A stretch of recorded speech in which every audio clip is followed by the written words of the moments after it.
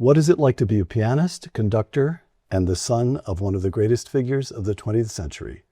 Ignat Solzhenitsyn on Uncommon Knowledge now.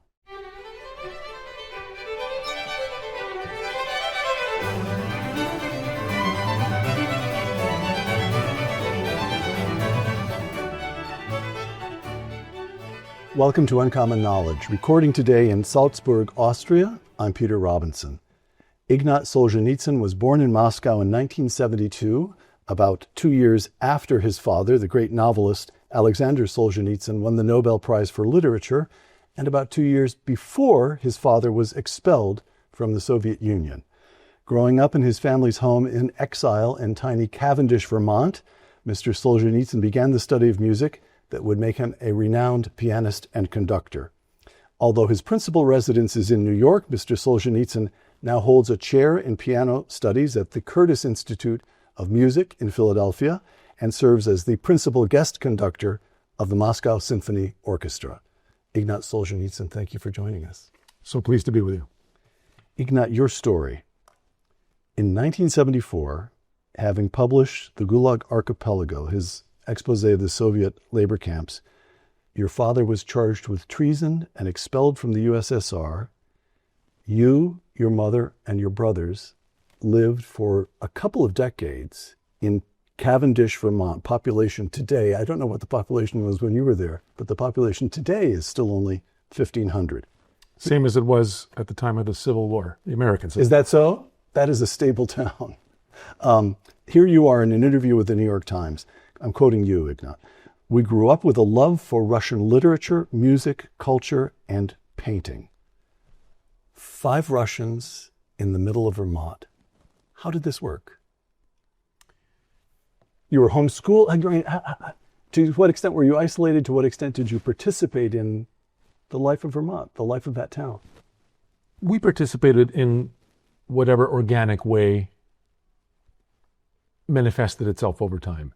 Specifically for the children, for my brothers and myself, of course, it was going to school, not homeschool, no, going to local public schools, making friends, learning at the school, learning English first and foremost, and then learning everything else, and becoming involved that way, playing sports and all those things that one does in America and elsewhere. With regard to your first point about Russia, well, our home life was life of exiles, involuntary exiles, not voluntary ones, was suffused with a longing for home, a longing for Russia, a love for Russia, which I suppose would be there regardless if we were still back home or not, and a heightened effort, I think, on behalf of my parents, to instill in the children that love and that appreciation for our rich cultural and religious and historical heritage that might otherwise, of course, dissipate or simply not come to the foreground. And conversely, had we still been back home in Russia, that would have perhaps come much more naturally or organically. So it's conscious instruction in Russian culture, Orthodox theology. There are plenty of people who left Russia to emigrate to the United States and were perfectly happy about becoming Americans and staying here. But if I understand, and of course your parents could not have known how long this exile would last. They could not have known how long the Soviet Union would continue to exist. They might have supposed that they were here permanently, but if I understand you, they always wished to return. They always wish to return home. Why? Why well, is this? First and foremost, it's what you said. Plenty of people come to America from, and to other countries, as we well know, from another country with a desire to go and live there, with a desire to become part of that society. Right. And that's fantastic. And of course, America has been that beacon, that shining city on the hill for a long time. So And not to take anything away from that, or from those people, or from America's extraordinary generosity and hospitality over the centuries to such people. But our case was a little bit different. It was very different, to be honest, because it was a family that ended up not involuntarily in America. Right. In your intro, I should just make one correction, almost irrelevant, but maybe not completely irrelevant. That when my father was expelled, we first found ourselves, obviously, in those who might remember, in West Germany, but that's where his plane landed, Right. Arranged with the German chancellor and on the highest levels, and then where to go immediately. And Switzerland was the obvious choice because it was close, because my father spoke some German, and because Lenin, whom he was studying for the purposes of of his work in the Russian Revolution, which would become the Red Wheel, of course, had spent notably some of his exile years whiling away the time and plotting in Zurich. So we were in Zurich for 2 years, but then the move from Switzerland to the United States, of course, was voluntary, and we were welcomed warmly in the States. But the condition of exile, the condition of being torn away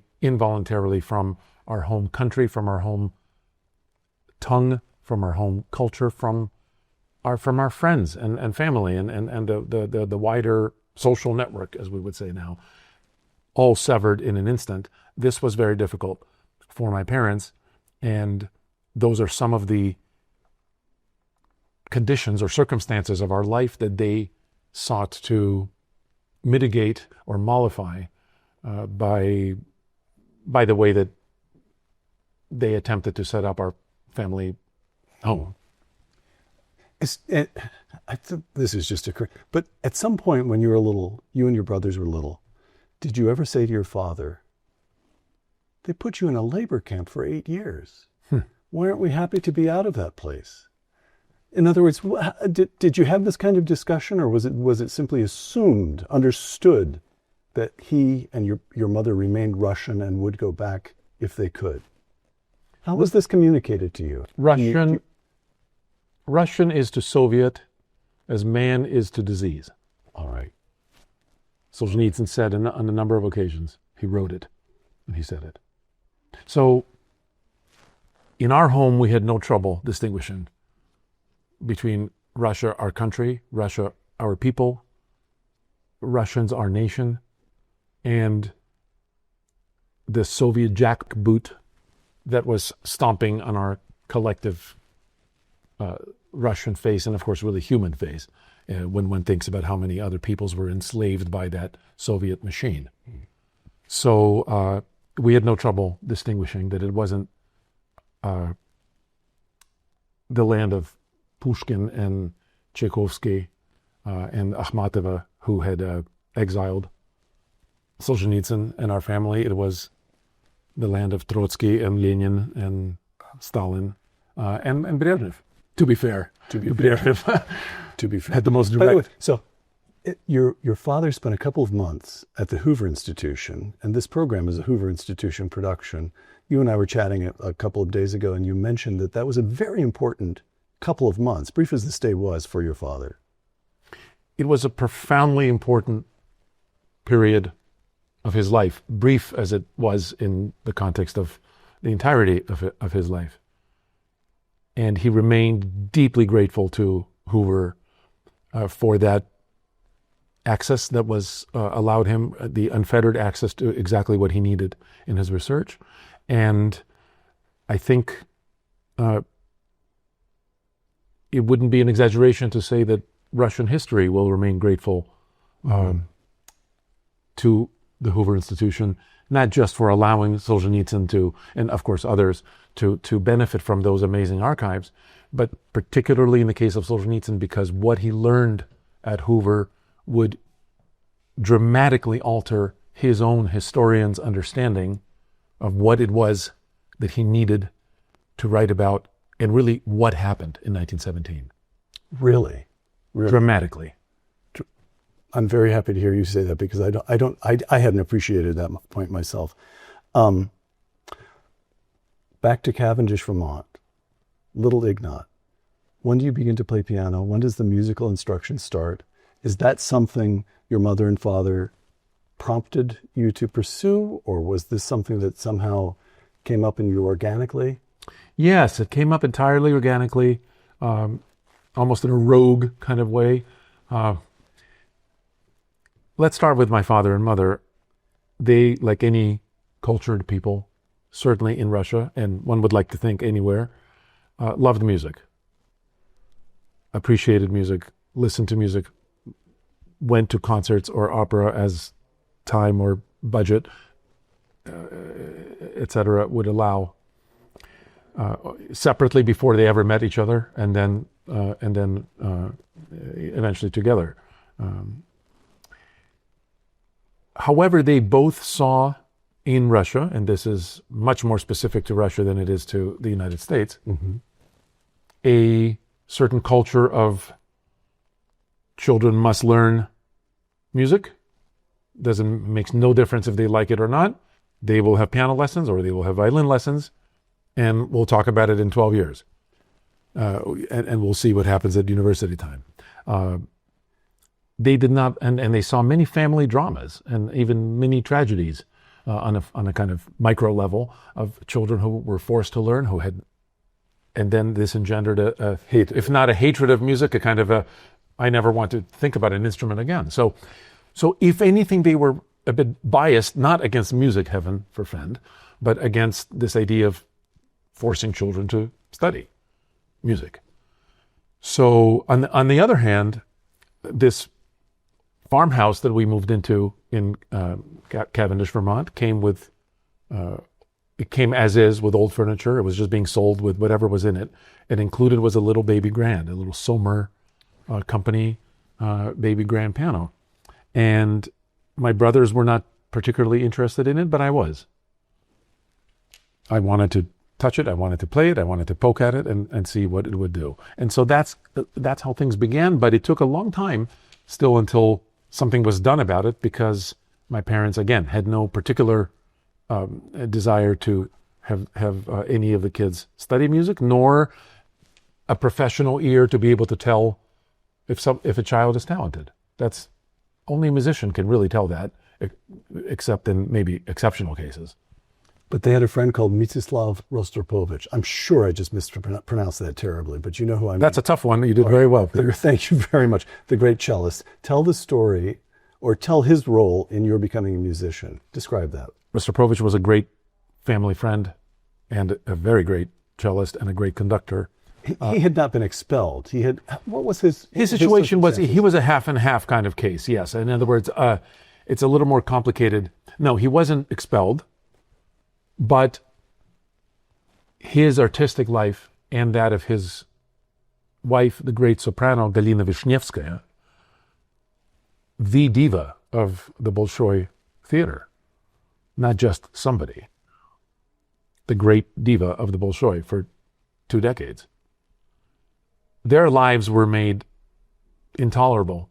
Their artistic lives were suffocated by not being allowed to perform, not only at the Bolshoi, not only in Leningrad, not only anywhere else in Moscow, but then not even in the second level cities, and then not the third anywhere. For political reasons. For political reasons, because Rostropovich had literally welcomed Solzhenitsyn into his own home at a time when nobody else would. At a time when Solzhenitsyn had nowhere to live. In an entirely concrete, specific way, nowhere to stay with a roof over his head because of the stringent passport system that continued in the Soviet Union at that time. One doesn't just live anywhere. It has to be where one is allowed, and it has to be stamped in a passport, and the militia has to sign off. And he had nowhere to go at a certain point because he was being hounded to such a profound extent. Rostropovich said, "Come, I have a guest house at my dacha near Moscow. That's a nice big house. And then I have a little guest house next to the big house. I'm not using it. Please." Simple act of human generosity from one artist to another. Yes. Essentially. Yes. That's all it was. And knowing Rostropovich, that was his nature too. He was so warm, generous, and incredibly spontaneous. And he wouldn't be someone to think, no, I should calculate how will this, might this affect, is this good for my career? That's what he felt, and he did it. And, but it ended up being a fateful decision for him and for his wife. And their children too. They had two daughters. And so they were forced out of the Soviet Union in that was the purpose, that was the goal. Right. Not to dramatically expel them, but to suffocate them in a ways that if they wanted ever to perform, they needed to go to the West. And he heard little Ignat play and said to your parents, this boy deserves instruction. Is that roughly what? That's it, because I was just doing what I was always doing, which is kind of fooling around and trying to, sight read something and just playing. Nobody ever said anything about it one way or the other. But he heard and he said, okay, how long has he been taking lessons? And my parents said, lessons of what? And because we were having lessons in a lot of areas, incidentally, in Russian, of course, right, Russian language and Russian, and mathematics, but not music. And there wouldn't have been anyone to teach us. That's another thing. Even had we, and this wasn't New York City, and this wasn't Moscow, and this was, Cavendish, and so it wasn't obvious. And he said, "You're fools," and in his inimitably direct way, and so he said he needs to have lessons, and of course I'm very grateful for that intervention in his part. You end up studying in London. I just find this fascinating. You again, I'm about to name some names which I will certainly mispronounce. You study with Maria Curcio. She was a student of Arthur Schnabel. Schnabel had studied with Theodor Leschetizky. Leschetizky had studied with Karl Czerny, and Czerny had studied with Beethoven. So you come up in the grand tradition, although it's a German tradition, isn't it? Well, it is.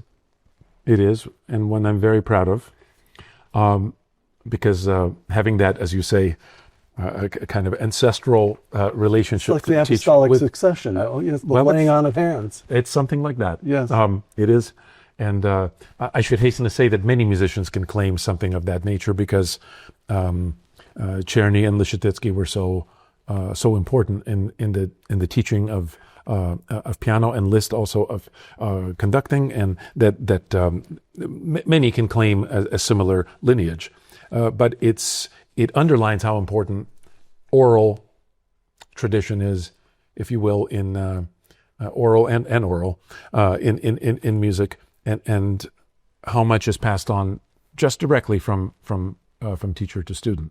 I should also add, since you mentioned the German tradition, that the Russian school, of which we are very proud, yes, in Russia, and which is famous worldwide, there is the Russian school of music in general, and particularly the piano school, the pianistic school, Russian piano school. Actually, when we look at that lineage, it also is descendant from Leschetizky. Oh, it is. I didn't. So the Rubinstein brothers. This is what little I know.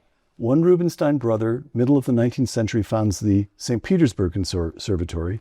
His brother founds the Moscow Conservatory, and from that moment on, it almost seems as though 80% of the great pianists are Russian or descend from that Russian tradition. In our own time, Horowitz, I won't start because it'll go on and on and on and on. Trifonov today, it's just endless. How did that happen? And is there, can you tell, is there a difference in style? Can you actually tell is there a distinct difference between the Russian piano tradition and the German? Well, the tradition in which you were trained. Yes, I think that one could say the Russian tradition pays a supreme attention to sound production,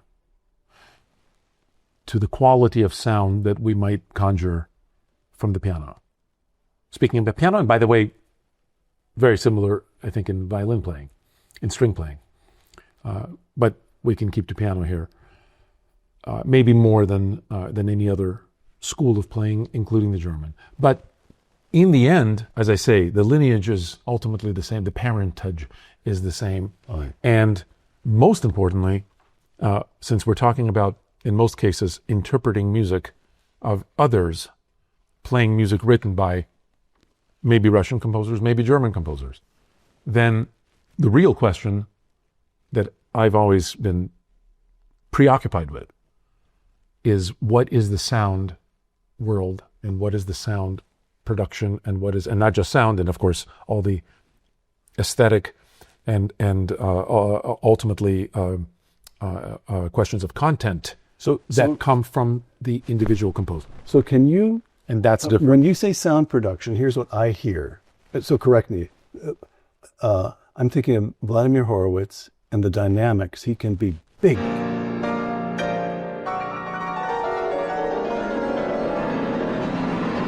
But he can also play with immense delicacy.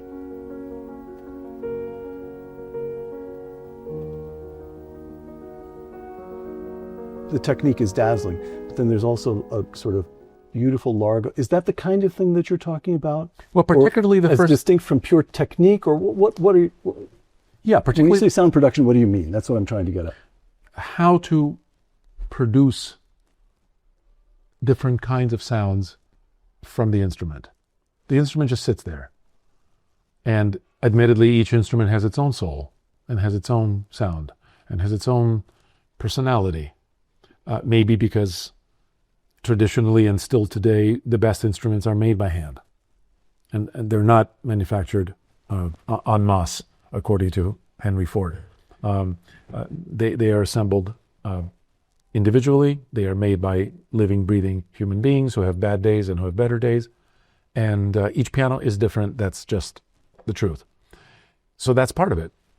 Each of us, individuals, humans, who attempts that sometimes difficult negotiation with the piano or another instrument to see how can we make friends, or how can we at least arrive at a cold peace?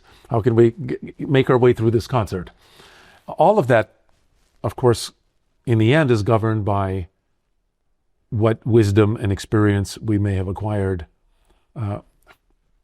much of which is in our fingertips, not just in our fingers. And that little bit of meat and muscle, how to produce sound, how to make things sound one way or another. And you mentioned Horowitz, and it should be noted that Horowitz is undoubtedly one of the great magicians of the piano. And you mentioned delicacy. Horowitz is one of the very few pianists, then or now, and maybe ever, and very likely into the future, who really knows how to play pianissimo. Yes. In other words, very softly. Right. So Ignat, when you're preparing for a concert, I mean, this is opening a whole world of thinking to me.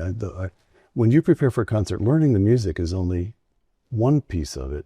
You have to learn that instrument, not the piano, that piano. Is that right? It is right. It's a huge disadvantage and a challenge that pianists take very seriously, and it's a certain badge of honor, because our colleagues of virtually every other instrument, they carry around. And so they always say, you're so lucky you don't have to lug this heavy instrument around. You don't have cellists, poor cellists have the worst of both worlds because they obviously cannot check their instrument. It's too valuable, and it's too, but nor can they put it in an overhead compartment, right, as a violinist can. A cellist has to buy an extra seat and then negotiate all the way through the different patchwork of rules and regulations, every country, every different airline. Well, our policy is, and then one has to know those policies better than the airline personnel and say, no, Delta Airlines or whoever it may be, right, Austrian Airlines actually does allow the cello as long as the ticket, and all of that. And you hear all this from a cellist and say, cry me a river. Exactly. Right. Exactly. Because every time we have to start over, it's like a blind date or something. Right. And we have to go from the blind date to, a marriage with grandchildren, children and grandchildren, all in the space of usually a couple of hours. That we have to, arriving in a city, and sometimes there's a choice of two pianos, sometimes three, very rarely, usually two, and more often the piano is what it is. That's the piano on stage. And one has to make it work. All right. Your father's work. 1962, he publishes One Day in the Life of Ivan Denisovich. Here's from the introduction to the American edition, which is published, as I recall, in the following year, by Jacques Catel, who is a Ukrainian. Quote, he's writing about your father and about this book. The author, for 8 years, an inmate of similar camps, speaks from knowledge. This novel shows what courage was needed to resist and how the Russian people were able to survive as human beings, close quote.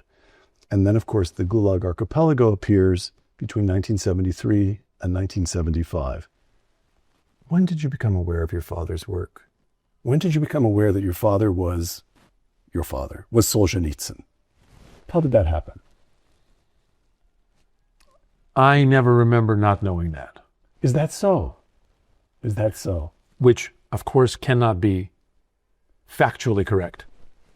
Because obviously there must have been a time when I didn't know that, because everything we know, we learn at some point as we mature or as we grow. I also don't remember not knowing that 2 + 2 = 4. Obviously, there must have been a time I didn't know that. Right. So, but my point, I think you understand, is that as long as I remember myself, I've understood those things to some degree. Obviously, that understanding broadened and deepened as we went through our childhoods and into adolescence and into everything else that follows. But my father's work, its incredible importance, not just to him, Papa's doing something very, really important. He's a very important person who does important work. That wasn't it. It was that what he's doing really matters. And somehow, I don't know how that was conveyed. Certainly it wasn't from the pulpit. It wasn't preached by anybody. I think it's just something we imbibed with that same air through which we imbibed the love of Pushkin and Turgenev and Shostakovich and whoever else. So we just knew that. Probably my mother played an important role in filling in the blanks and explaining. But I don't even remember that. I don't ever remember things like that being explained. Maybe also because I read my father's works. I began to read them from a very young age. In Russian? Oh yeah, only. I didn't speak any English. I didn't read any English. I see. So, Ignat, one of the 10,000 things that makes you so fascinating is that you're completely Russian and really completely American in all kinds of ways. So that involves, in a certain sense, 2 separate kinds of standards. Now, if I have the story right, you first returned to Russia, and since you were only 2 when you left, this would be the first time you could remember Russia, I suppose. You returned to Russia in 1993, and you were touring with your family friend, Mstislav Rostropovich, through Europe. Do you remember what impression it made on you to return to this country that had meant so much to the family?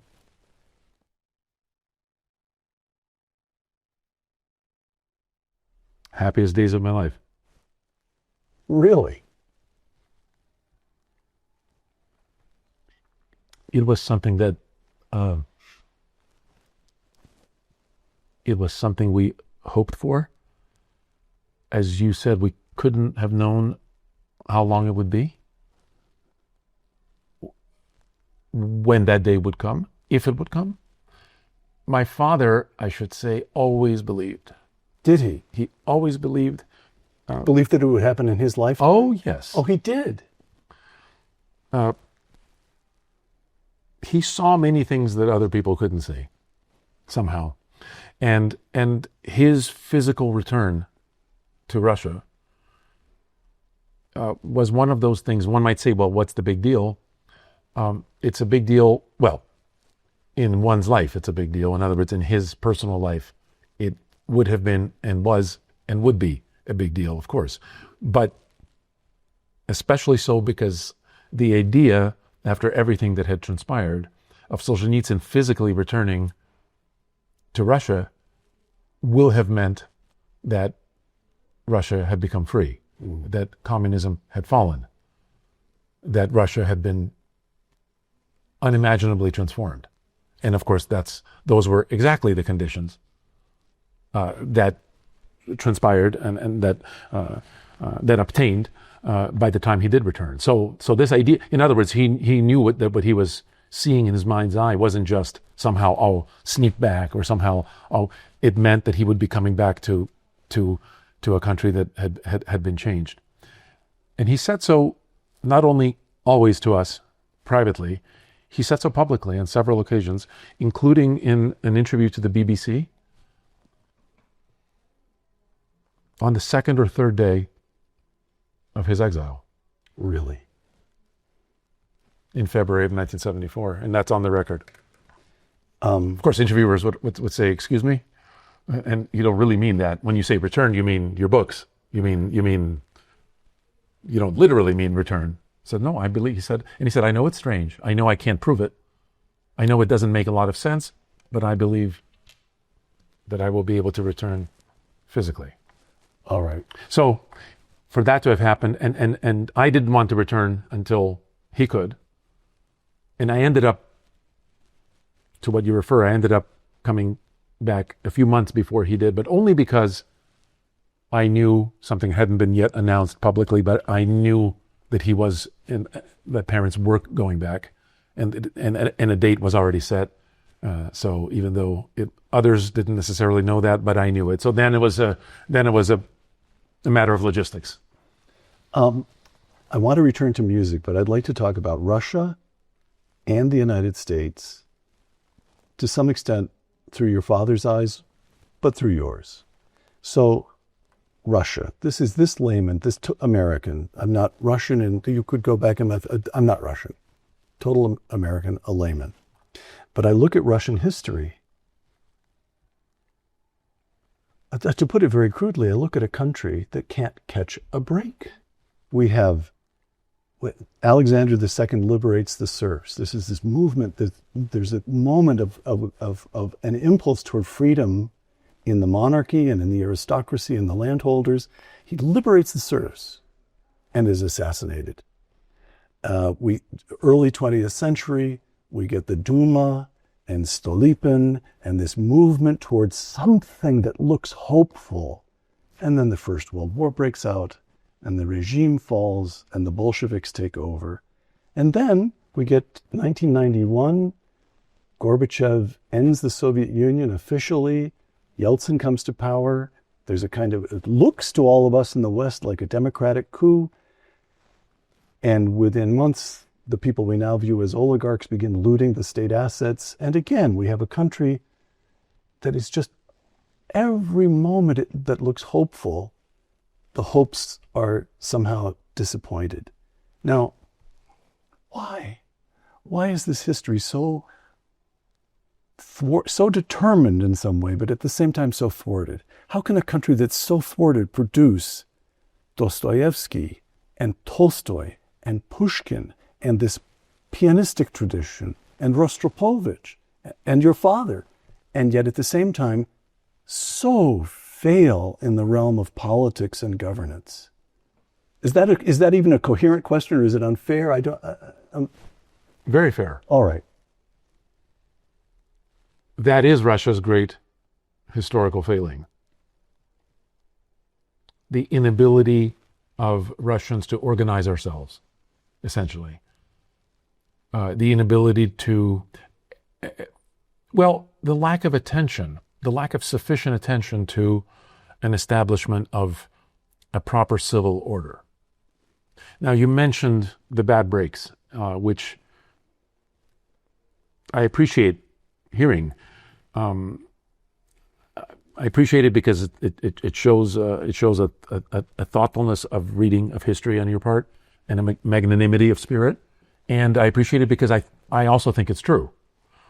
A lot of bad breaks, a lot of bad luck in Russian history. It's the unluckiest country. But all right, but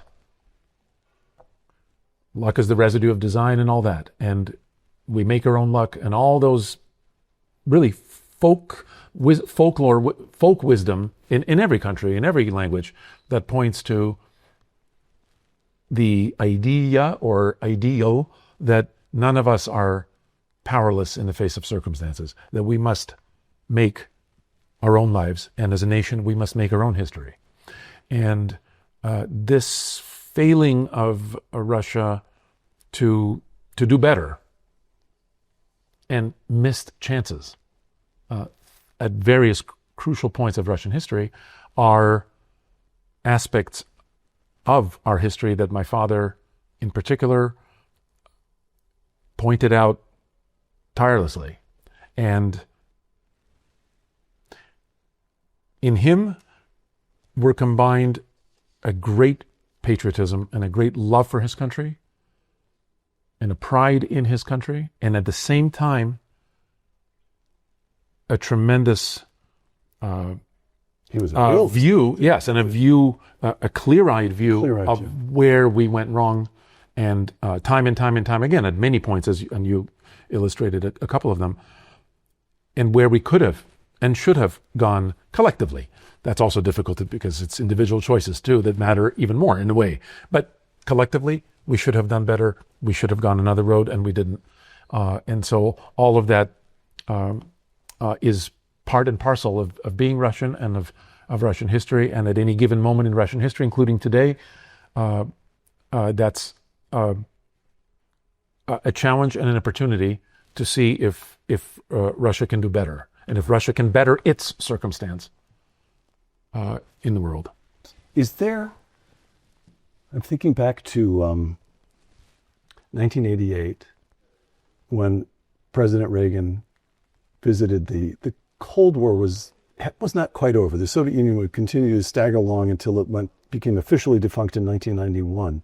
But in 1988, he gave a speech at Moscow State University to the and of course those who were privileged to be in Moscow State University meant your parents were apparats, they were privileged students.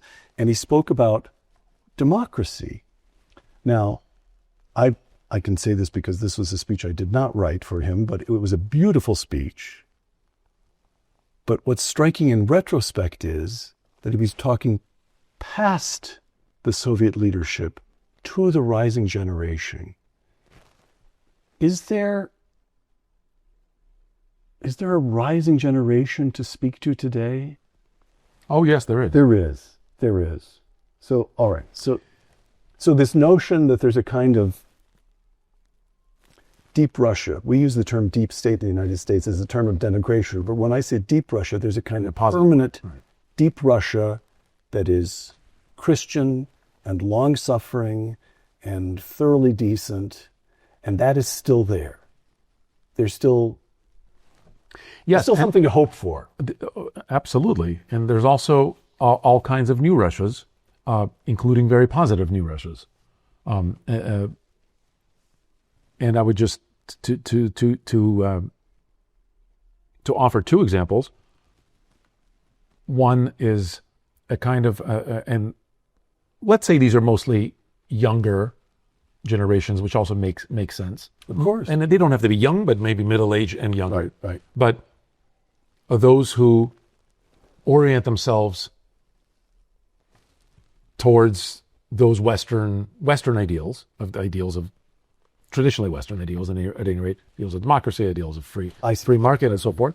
Plenty who would think of Russia's best path in those terms, but also don't discount another current, if you will, that's similarly, young or youngish, as the case may be, who subscribe to very similar notions, but perhaps not necessarily orienting them toward the West. They want to insist on Russianness. Not even insist, but just almost allow for the possibility that if we have to do it on our own, if we have to sort of reach parity, to use some of this modern jargon, in whatever terms, and of course it's a long wait until parity, let's say economically, with the EU or with America. But in the long term, to do so in our own way or without being part of that system, but sort of there's also that current. And obviously events of the last few years,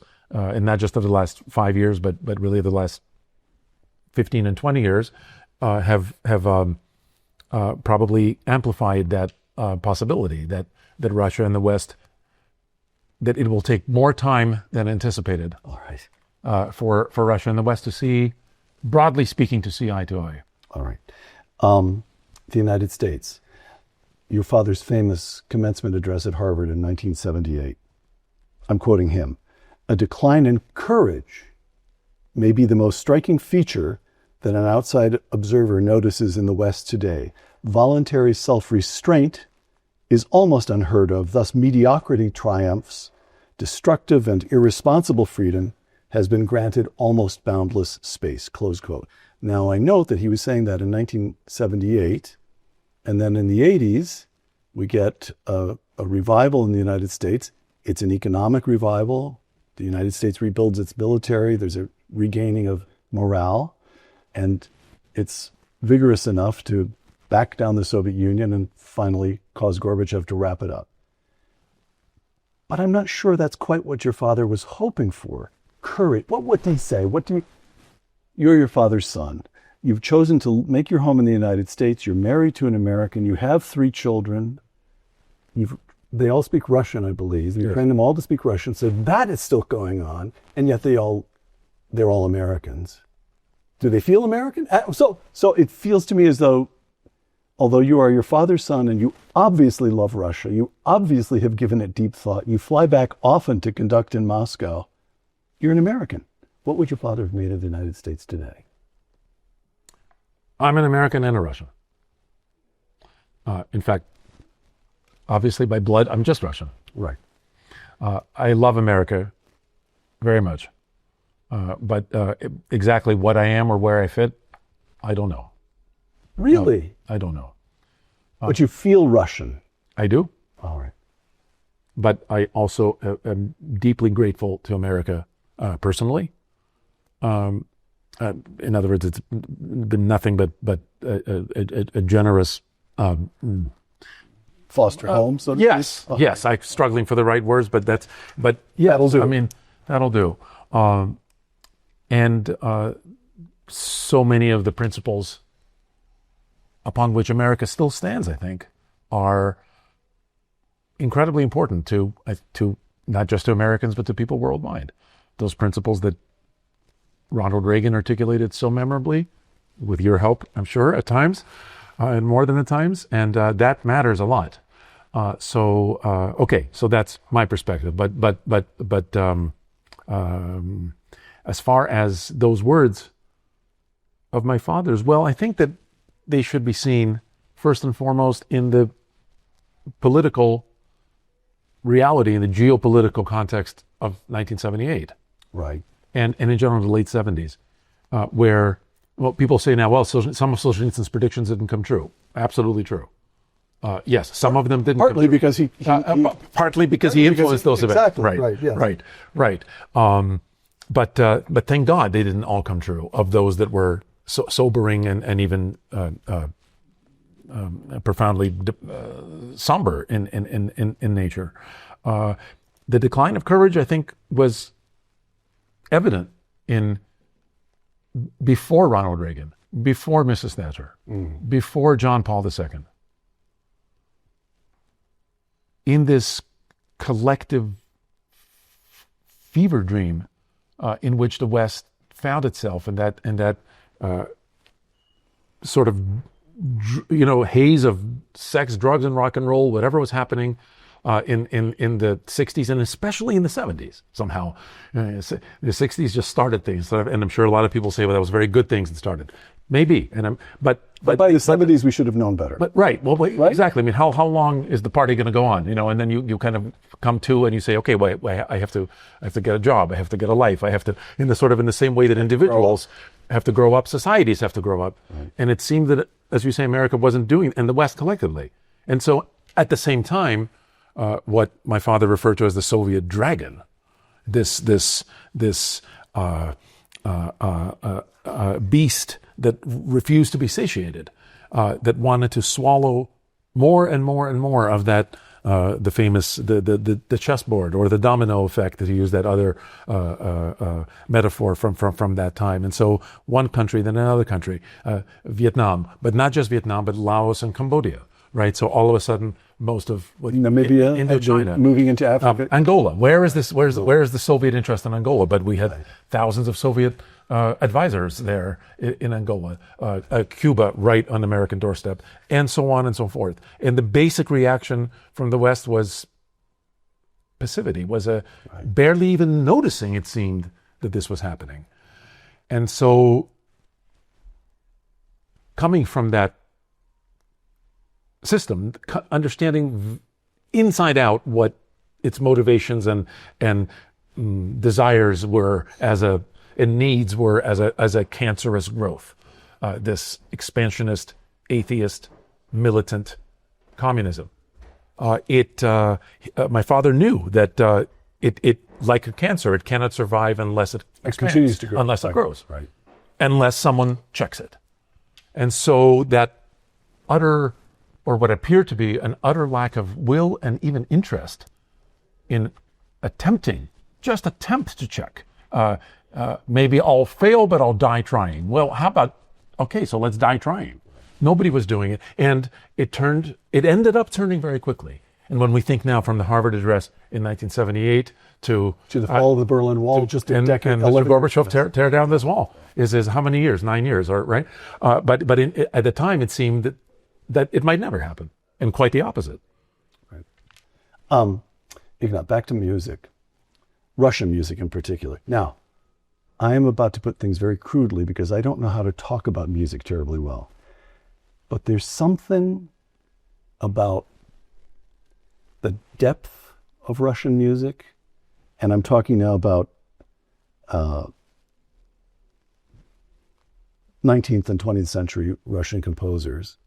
But here's the closest I've been able to come to a possible explanation for why it seems quite so intense and powerful. As if did Mozart and Bach move you here, and there's something about Russian music that gets you right in the stomach, I feel. Tchaikovsky's, this is in a letter from Tchaikovsky. I know I'm mispronouncing all these names. This is from Tchaikovsky to a friend of his. It seems that I'm truly gifted with the ability to express the feelings, moods, and images suggested by a text. In this sense, I am fundamentally a Russian. So Tchaikovsky bases Swan Lake on a fairy tale. Stravinsky bases The Firebird on folk legends. Is there something to this that the Russian composing tradition is telling us stories? Is there something to that? I think there is.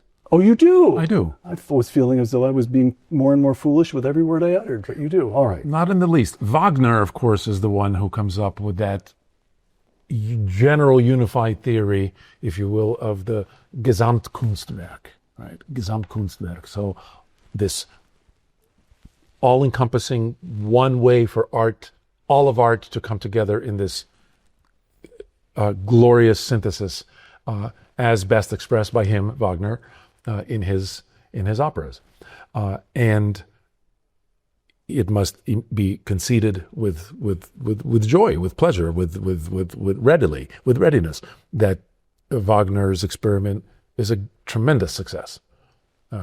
Whether some people love Wagner, worship Wagner, other people just admire Wagner, others don't understand Wagner, but Wagner is an extraordinary phenomenon in the history of music. Having said that, there is something about the way that Russian music progressed at warp speed from, this is an observation, by the way, of my colleague, Valery Gergiev. The great conductor. The great conductor, who says, in 1813, Russian music was in its cradle. Not, of course, religious music, Orthodox church music, which has gone back centuries, and folk music, but Russian, what we call academic music, or what today in the West is called classical music, was in its infancy, 1813. By 1913, Russian music, in a sense, dominates the world.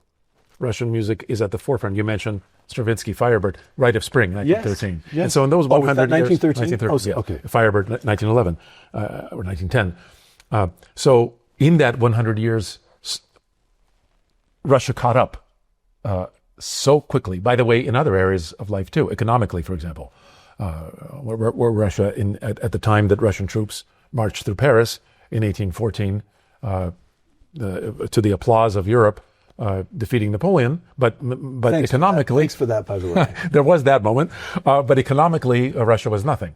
Right. But by 1914, at the outbreak of World War I, Russia had a huge economy and feeding half of Europe with its exporting wheat. There was a particular genius. Musically, Russia not only catches up, but it becomes the lead, just as you said, but there's a particular kind of leadership. It's avant-garde. You've got Mussorgsky, Stravinsky, Prokofiev, Shostakovich in the 20th century. I'm trying to think how to frame this one. How is it that a country which is in so many, in the countryside, which is 90% of Russia, it's traditional. You've got a country which is in all kinds of ways struggling with a feeling of backwardness, and yet there's this musical explosion, which is, I mean, if you're a musician of a particular kind, things were happening in Moscow that weren't happening in Paris. Isn't that not right? Yes. How did that happen? How does a flowering of human talent occur in a concentrated time and place? I think you're touching on one of the great mysteries of human history and really the human condition. What exactly is it? What was that recipe in the 4th and 3rd centuries BC that allowed for all of those great philosophers and playwrights and mathematicians and Pericles, Socrates, Aristotle, yes. How did that happen? How could it all happen in one little speck? Athens, and okay, just a little more broadly, really, it wasn't even Athens and Sparta. What was it from Sparta? It was Athens. Right. And in that very, very short historical period of time, the founding fathers of the United States, who really, from my understanding and my study of them, such as it is, are far from being oversold. They're underappreciated, if anything. The range of their knowledge, not just accumulated knowledge about stuff, as they say now, but their knowledge of human nature, their knowledge, their true wisdom, and of course, then they disagreed with each other and all of that. But the talent and the perspicacity and the long-term ability to plan and to guess what history may bring, all extraordinary in this small group of men in a small little pad of earth over a period of 15, 20 years. They were all born and worked together. And then we see that, of course, in art, maybe even more amazingly. And you mentioned Mozart here in the country of Mozart and the country of Haydn and the country of Bruckner. And the country where Beethoven worked and where Brahms worked. How could all of those geniuses arise in this small area of our planet over a space of what really, as time moves on, becomes more and more evident, is an extremely compressed period of time? Mm. These are questions that must, if we could answer those, we could answer a lot about who we really are and what we're capable of. And I would just say then that something similar, not quite on that scale, in my opinion, but something similar must have been at work in the cultural life of Russia in those decades before the Great War and the Revolution. Ignat, the last couple of questions. And the first one, if I may, I'm going to tell you a story because I think you may be able to explain it to me, but it's something that's puzzled me for many years now. After the fall of the Soviet Union, Mikhail Gorbachev went on a speaking tour of the United States, and he did a conversation. He did this in a number of cities. He sat in one chair, and Michael Reagan, President Reagan's son, sat in another chair and interviewed him. And I helped Mike script the show and suggested some questions for him and so forth. So and I met Gorbachev and chatted with him backstage, so on. So one of the questions I most wanted to hear him address, and Mike did address this question to him, in 1953, the East Berlin workers rebel, and the Soviets crush the rebellion. And in 1956, we have the Hungarian Revolution, and the Red Army rolls the tanks into Budapest. And in 1968, we have the Prague Spring, and again, the Red Army tanks roll into Prague. And then in 1989, we have the various revolutions in Europe, and the Red Army stays in its barracks. Why did you, Mr. Gorbachev, keep the Red Army in its barracks? So the translator explains all this to Gorbachev, and then Gorbachev says, because I shared with Ronald Reagan basic Christian ethics. And the audience gasped, and Gorbachev chuckled and said, no. I was a good communist, don't mistake me. But let me tell you that when I was a boy growing up in his town in the Urals, he then told the story that his grandfather was the big communist in town. And when the communists would come over to the house for a meeting, his grandfather would put on the mantelpiece a picture of Lenin and a picture of Stalin. And then when the communists left, his grandmother would take them down and put up St. Michael and St. Andrew. And that in her later years, his grandmother came to stay with him in Raisa, and she would go to church and say, I'm off to pray for you atheists. And he said, so you see, I shared the ethics of Ronald Reagan. I was not going to permit violence and bloodshed. And I thought to myself, now this is the part I've never been able to figure out. What was going on there? The Soviets told us that they would invent a new Soviet man. And it sounded to me as though in the person of the last General Secretary of the Soviet Union, we had an old Russian. We had a Russian who'd been formed by 1,000 years of fundamentally Christian history, even though in his own mind, even though he insisted he was a communist. Does this story make sense to you? It does because you tell it to me, and because we know what he did, or rather didn't do, in 1989. What he didn't do.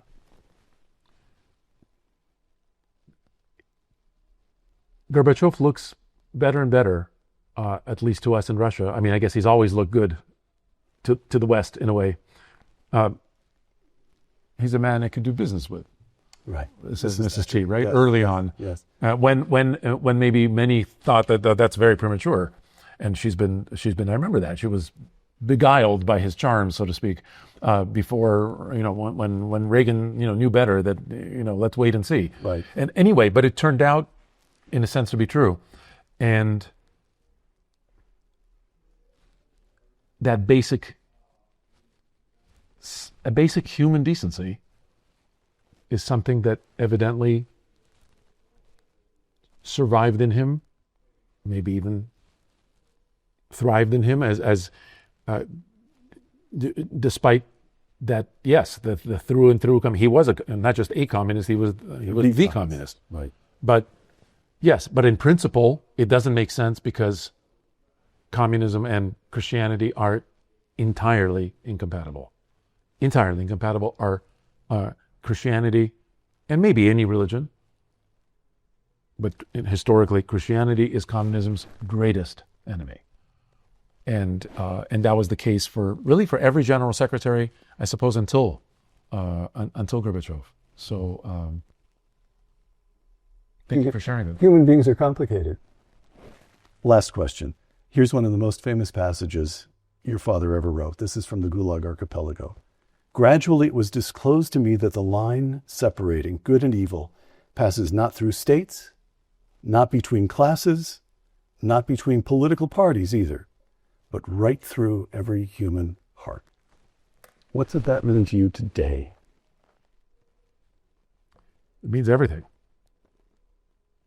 It means that nothing ever changes in our human condition. Nothing ever changes or it hasn't yet to this point in our development, in terms of what challenge